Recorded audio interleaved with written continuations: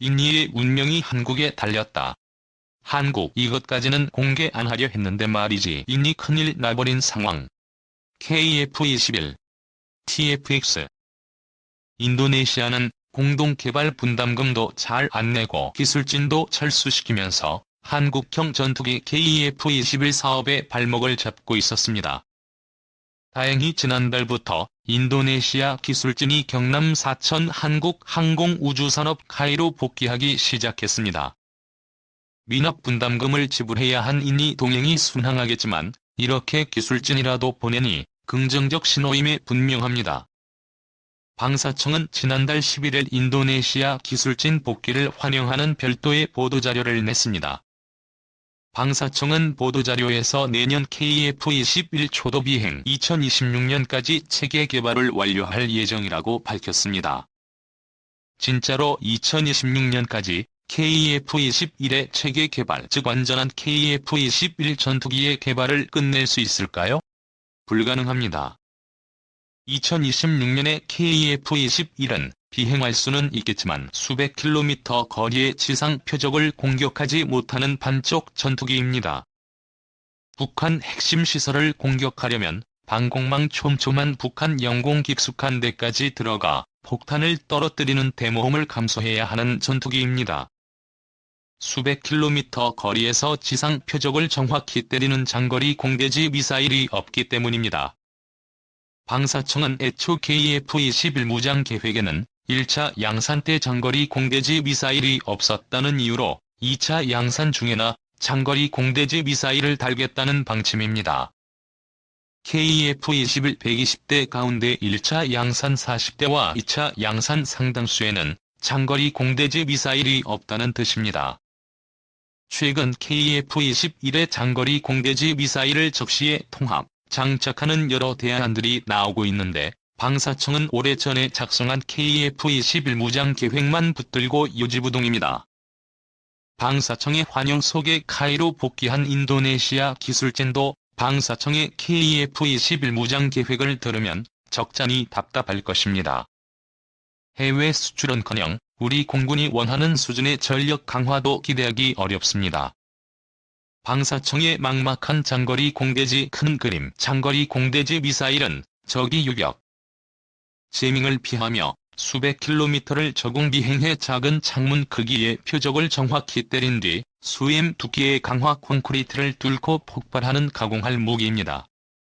우리 공군 주력 F-15K의 타우러스가 대표적입니다. 미사일만 개발했다고 끝이 아니라 해당 미사일을 전투기에서 운용할 수 있도록 전투기에 항전 장비도 맞춰 개조해야 합니다. 즉 20개월 가까이 소요되는 전투기 통합이라는 고도의 기술적 과정이 뒤따릅니다.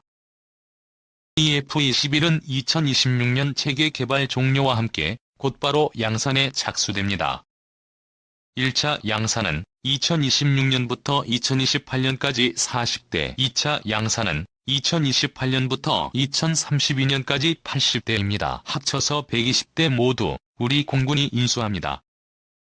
방사청이 SBS 질의를 받고 공개한 KF-21의 장거리 공대지 무장 계획은 내년 하반기 계약해서 2023년부터 2028년까지 6년간 개발한 뒤 2028년 시작되는 2차 양산 간접용입니다. 1차 양산분 40대는 아예 포기하고 2차 양산 중 분명치 않은 어느 시점부터 장거리 공대지 미사일을 장착한다는 구상입니다. 방사청은 장거리 공대지 미사일 장착이 2차 양산 중 구체적으로 어느 때인지는 지목하지 않고 있습니다. 북한군은 전투기 노후화와 항공유 부족에 시달리면서도 방공망은 훌륭하게 갖추고 있습니다. 이런 북한을 잡는 전투기는 공대공보다는 장거리 공대지 공격력을 필수적으로 갖춰야 합니다. 그래서 우리 공군 주력 F-15K의 대북 억제력은 장거리 공대지 타우러스에 의존한다고 해도 과언이 아닙니다.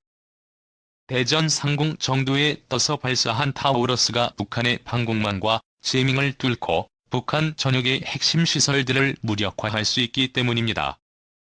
KF-21의 1차 양산분 전체와 2차 양산분의 일부는 방사청의 무장 계획대로라면 장거리 공대지 미사일이 없어서 F-15K처럼 북한 핵심 시설을 공격할 수 없습니다.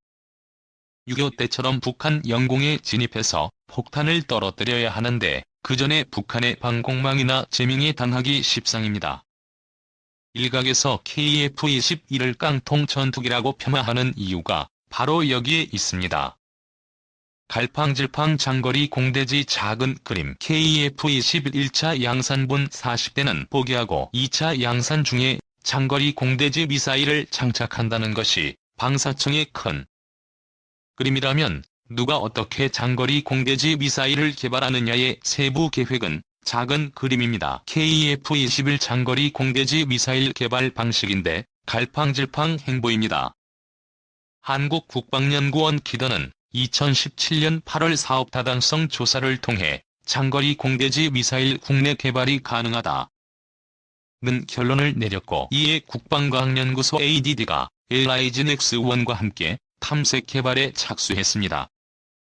올해 안에 탐색 개발이 끝납니다. 탐색 개발이 성공이다, 실패다 의견이 분분한데 진검승부는 체계 개발입니다.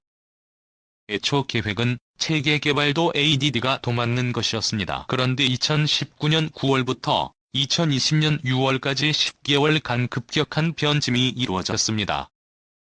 방사청은 ADD와 TF를 구성해 10차례 회의를 했고 업체와도 7차례 회의를 거쳐 장거리 공대지 미사일 개발을 ADD 주관에서 업체 주관으로 변경하기로 결정했습니다.